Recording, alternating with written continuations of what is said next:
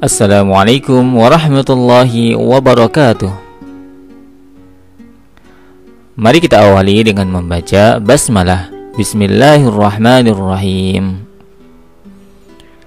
Kali ini kita akan melanjutkan pembahasan materi sebelumnya, yakni tentang jumlah ismiyah. Kali ini kita akan membahas jumlah ismiyah yang diawali oleh dhamir munfasil mufrad atau jumlah 1 dan khobar isim yang diberi sifat atau khobar isim yang disifati. Sebelum masuk ke pembahasan, mari kita review terlebih dahulu materi yang sudah kita pelajari sebelumnya, yakni tentang jumlah ismiyah. Apa itu jumlah ismiyah? Jumlah ismiyah adalah setiap kalimat atau al-jumlah yang diawali oleh kata benda atau isim. Rumus dari jumlah ismiyah adalah mubtada dan khobar. Kata pertama sebagai mubtada dan kata kedua sebagai khobar menerangkan mubtada. Mubtada di sini harus berupa isim, yakni kata benda. Contohnya, anta muslimun, kamu laki-laki adalah seorang muslim. Anta sebagai mubtada dan muslim sebagai khobar, yakni menerangkan mubtada. Jadi muslim ini menerangkan anta. Ingat syarat-syarat jumlah ismiyah. Yang pertama, antara mubtada dan khobar harus sama dalam 5 hal, yakni mufrad, mutsanna, jamak, muzakkar, dan muannasnya harus sama. Jika mubtada'nya mufrad, maka khobarnya juga harus mufrad. Jika mubtada'nya mutsanna, khobarnya juga harus mutsanna. Jika mubtada'nya jamak, khobarnya harus jamak. Jika mubtada'nya muzakkar, khobarnya juga harus muzakkar. Dan jika mubtada'nya muannas, khobarnya juga harus muannas.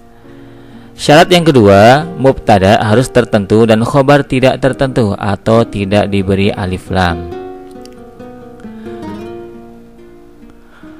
Kemudian kata benda atau isim yang mengawali jumlah ismiyah antara lain: pertama, isim dhahir atau kata benda umum, dan kedua, isim dhamir atau kata ganti orang, dan yang ketiga adalah isim isyarah, yakni kata penunjuk. Dan yang kita bahas kali ini adalah jumlah ismiyah yang diawali oleh isim dhamir atau kata ganti orang.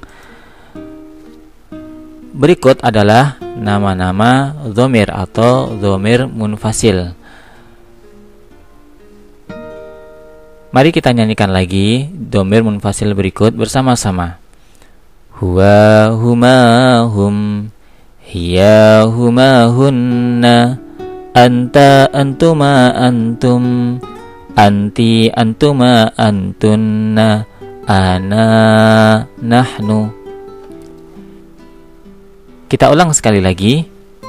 Huwa, huma, hum, hiya, huma, hunna, anta, antuma, antum, anti, antuma, antunna, ana, nahnu.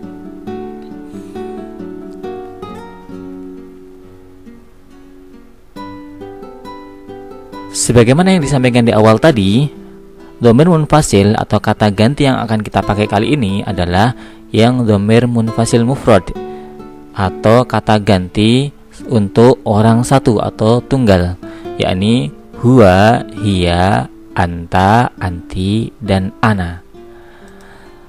Oke, sekarang kita masuk ke pembahasan materi, yakni jumlah ismiyah yang diawali isim dhamir munfasil mufrad dan khobar isim dhahir yang disifati.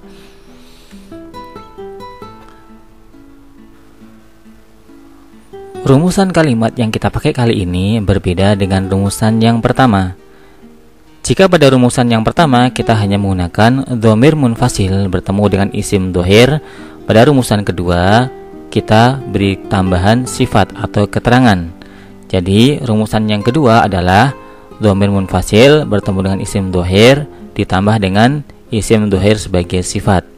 Jadi khobarnya ditambah dengan sifat. Perhatikan contoh berikut. Ana talibun mujtahidun. Saya adalah seorang siswa laki-laki yang rajin.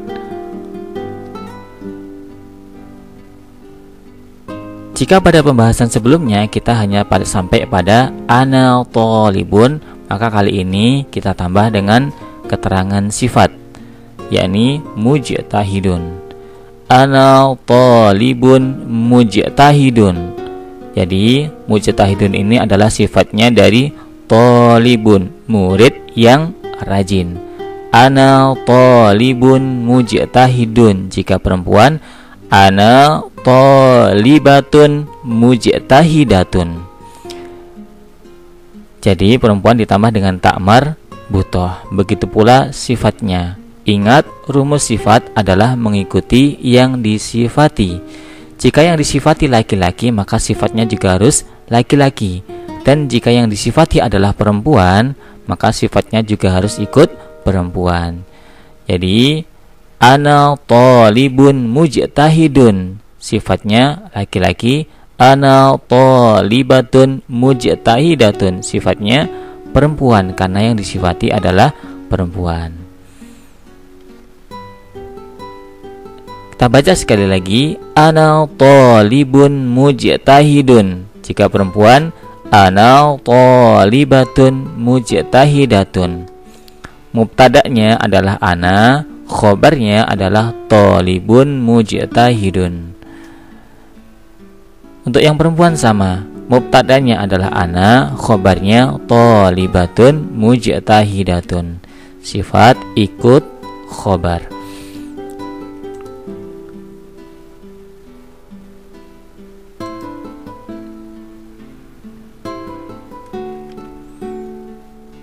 Sekarang ananya kita ganti dengan anta dan anti.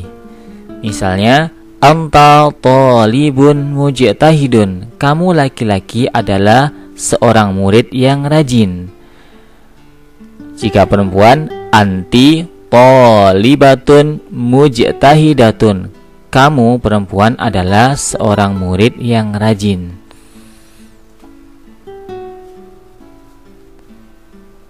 Sekarang anta dan anti kita ganti dengan huwa dan hiya.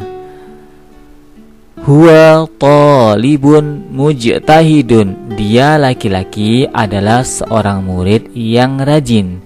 Jika perempuan, hiya thalibatun mujtahidatun. Dia perempuan adalah seorang murid yang rajin atau seorang siswi yang rajin.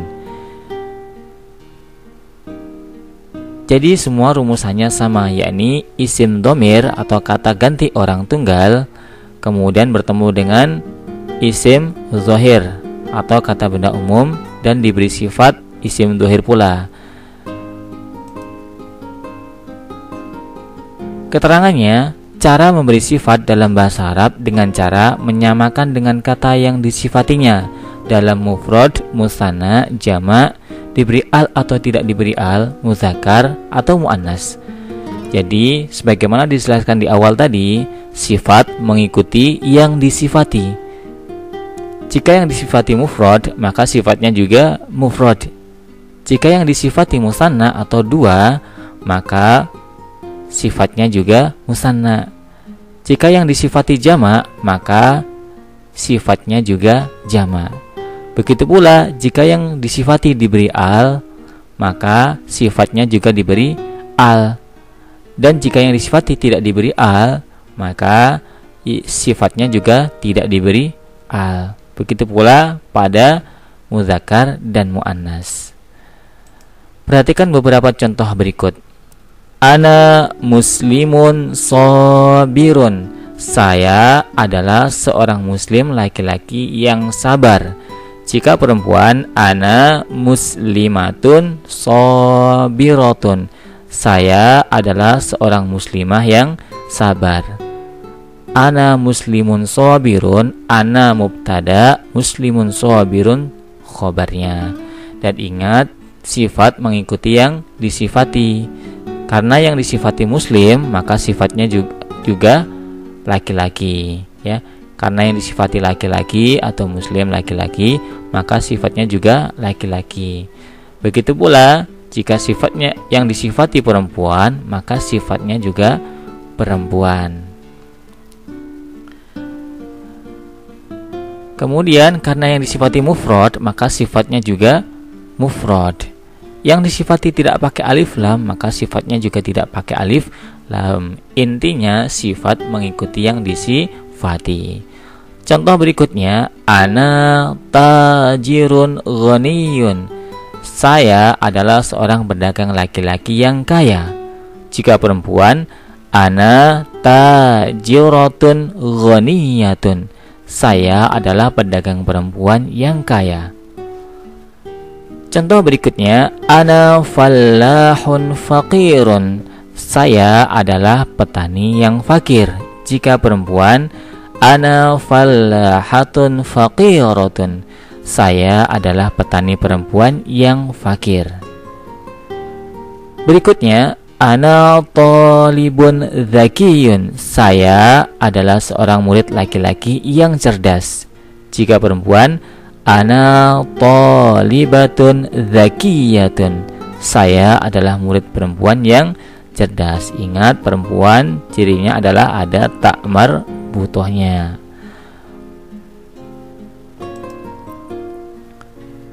Sekarang ananya tadi kita ganti dengan anta dan perempuannya anti. Contohnya, anta muslimun sabirun. Kamu laki-laki adalah seorang muslim yang sabar. Jika perempuan, anti muslimatun sabiratun. Kamu perempuan adalah seorang muslimah yang sabar. Berikutnya, anta tajirun ghaniyun. Kamu laki-laki adalah pedagang yang kaya. Jika perempuan, anti tajiratun ghaniyatun. Kamu perempuan adalah pedagang yang kaya. Berikutnya, anta fallahun faqirun. Kamu laki-laki adalah petani yang fakir. Jika perempuan, anti fallahatun faqiratun. Kamu perempuan adalah petani yang fakir. Berikutnya, anta talibun dzakiyun. Kamu laki-laki adalah murid yang cerdas atau siswa yang cerdas.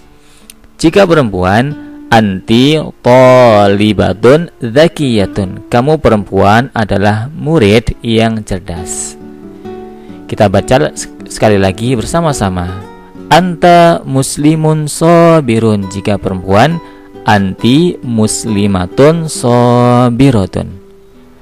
Anta tajirun ghaniyun. Jika perempuan, anti tajiratun ghaniyatun. Anta fallahun faqirun. Jika perempuan, anti fallahatun faqiratun. Anta talibun dzakiyun. Jika perempuan, anti talibatun dzakiyatun. Sekarang anta dan anti kita ganti dengan huwa dan hiya. Dia laki-laki dan dia perempuan.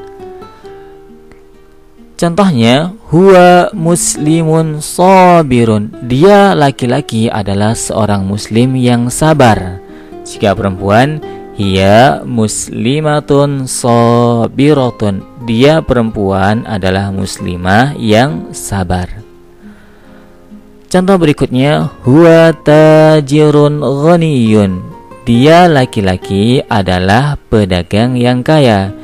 Jika perempuan, hiya tajiratun ghaniyatun. Dia perempuan adalah pedagang yang kaya.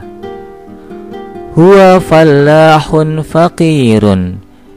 Dia laki-laki adalah petani yang fakir. Jika perempuan, hiya fallahatun faqiratun. Dia perempuan adalah petani yang fakir. Huwa talibun dzakiyun. Dia laki-laki adalah murid yang cerdas atau siswa yang cerdas. Jika perempuan, hiya talibatun dzakiyatun. Dia perempuan adalah murid yang cerdas atau siswi yang cerdas. Bisa difahami semua ya? Sekarang kita masuk ke tugas insya pasif. Tugasnya adalah terjemahkan kalimat berikut ke dalam bahasa Arab dengan mengacu pada rumus dengan memperhatikan muzakkar dan muannasnya. Kalimat yang pertama, saya laki-laki adalah seorang petani yang rajin. Kedua, saya perempuan adalah seorang petani yang rajin.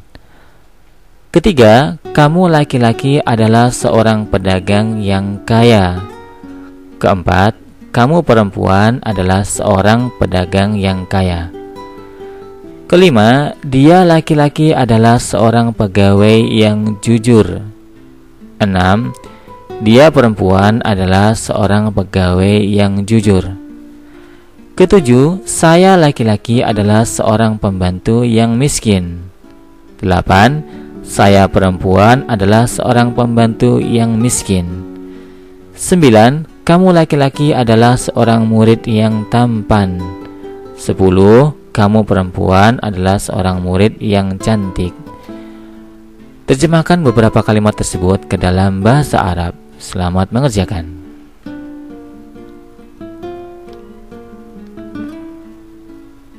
Tugas berikutnya sama seperti tugas yang pertama tadi, yakni terjemahkan ke dalam bahasa Arab.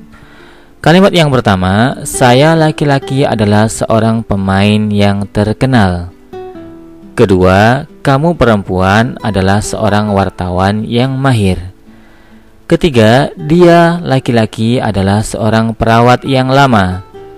Keempat, kamu laki-laki adalah hakim yang adil. Dan kelima, dia perempuan adalah seorang dokter yang pandai. Ubahlah ke dalam bahasa Arab.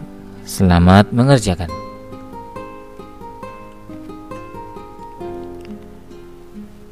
Alhamdulillahirabbil alamin. Wassalamualaikum warahmatullahi wabarakatuh.